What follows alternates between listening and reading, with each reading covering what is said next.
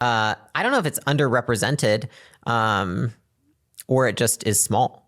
Yeah. You know what I mean? I truly don't know. I mean, I do know that from the females I do know, it can be difficult at times because my advice is mostly applicable for a male audience, because if you look at larger businesses, more of them are run by men. And then you have to ask yourself, well, out of that audience, how many men are receptive to a woman's advice? And how many of them, and then also, because Alex and I are partners, how many of them are going to look at me and just immediately discredit me and say, oh, it is Alex, it's just a fake or whatever. And so it leads down to a much smaller pool of people who are interested, in my opinion, which I don't care. I'm good with it. That's just reality. I think that might be what it is. Have you dealt with online harassment and trolling, specifically geared at you being a female? Yeah. Stalkers? DPs? What's a DP? You know what it stands for. You know my brand. I'm not going to say it. Okay, sorry. I literally don't know. It's a D-pick. Oh, okay. I really didn't know. I'm sorry. No, you're I would not try and get you to say that. I was just like, dog, something like, okay. Yeah, it's actually weird. Me and Alex talked about it because I'm like, ew, I get like so many weird messages. Yeah. And he's like, it's none.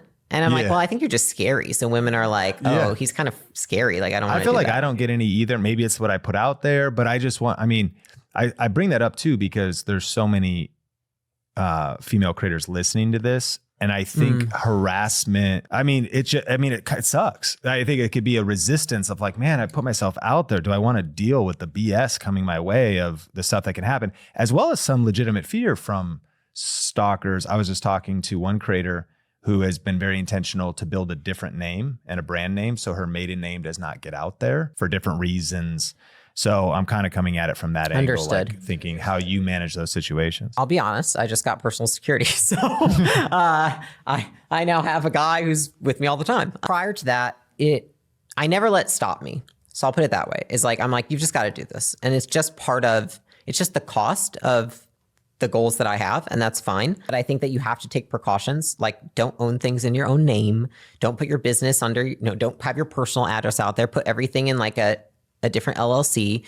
I think a lot of people don't know you can do that. Like you can have a different LLC that does not have your name on it, own all your stuff, so that people can't actually stalk you.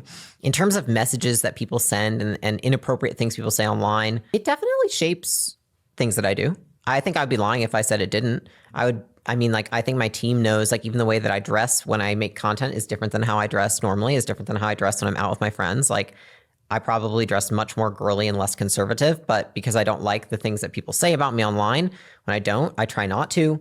But then there's the whole, like, you want to try and be yourself. So it's like, I still struggle with some of those things. I think you have to have an accurate depiction of your level of notoriety.